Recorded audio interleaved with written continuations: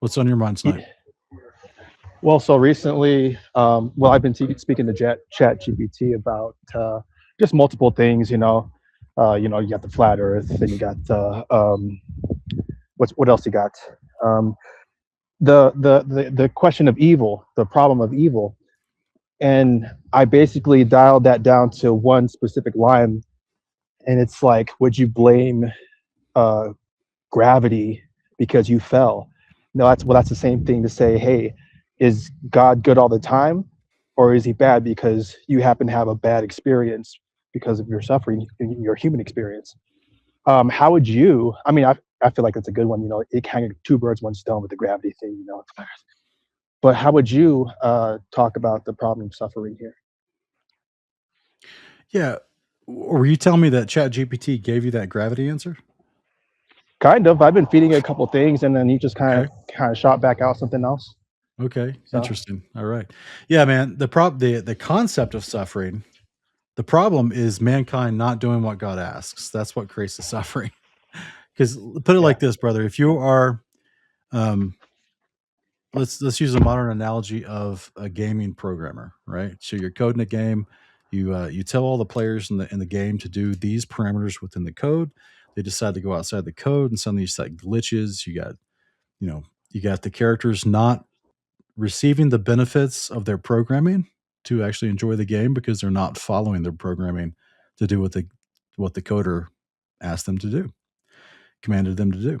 So as a result, you're going to get glitches, and in this life of sensory in the flesh, we feel those glitches. Those glitches hurt. They hurt our hearts, mind, and bodies. And so we step outside of what the programmer asked us to do in this life, how he created creation.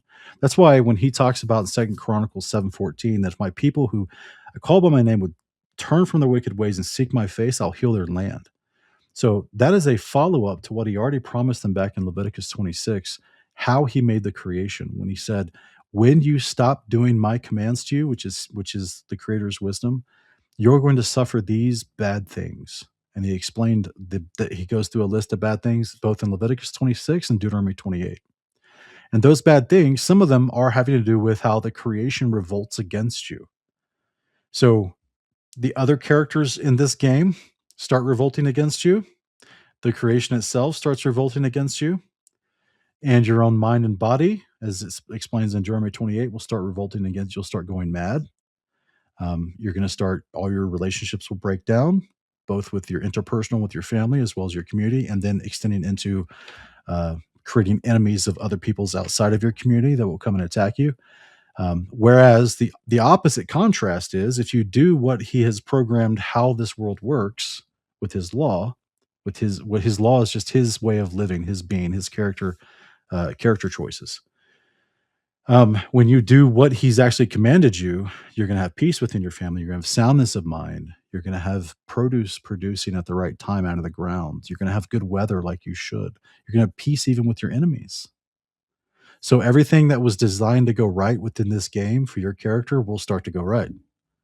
But the moment you step out of that programming, everything starts going wrong. There's even a passage in a book that used to be in the Bible. It's not printed in the Bibles very much anymore. It was in the 1611 KJV and amongst other Bibles around the world. It's called The Wisdom of Solomon. And it talks about this idea as well. And it's in chapter 16, verse 24. It says that for the righteous, the creation relaxes itself on behalf of the righteous. But for the unrighteous, it works against him.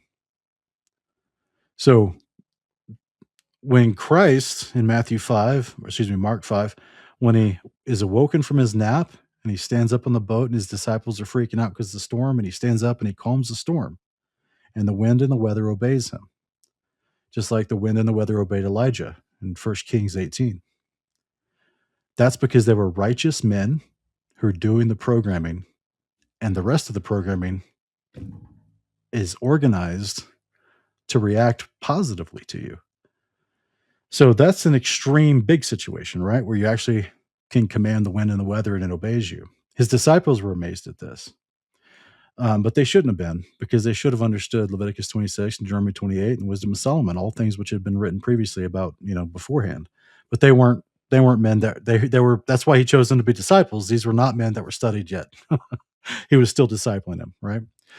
But Yeah. that's the consistent thread throughout scripture, is that the creation, like in Leviticus 26, it says, if you rebel against the commandments of Yahweh, your sky will turn into bronze and your land will become iron. Basically mean there'll be famine, you'll have bad weather, your crops will not produce in due season, which means you're going to have starvation. You're going to have serious problems because you're disobeying the general programming of the system you were created within. So that's why there's suffering. When your neighbor decides to oppress you or to steal from you or to try to hit on your wife or to try to do something that's outside of the programming that the creator has intended for them, it's going to create suffering to them, to you, to everyone involved. Slow down and return to what truly restores.